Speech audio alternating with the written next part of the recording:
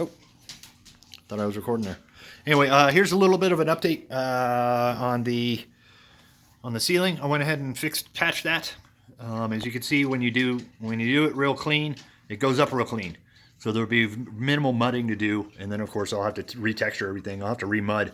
There's a little bit of a I'll have to kind of thicken up the mud a little bit for the first layer, and then once I do the texture and stuff, it should turn out really good.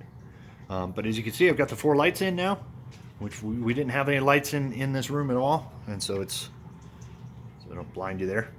So it's quite a huge difference just to have that. And then I've got the internet connection there. It's all working from the upstairs, as you can see in the other video. And then yeah, so this is all put in there.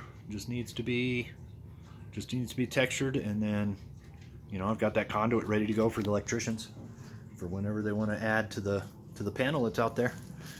And yeah, that's the update. Hope you have a good day. Thanks for watching.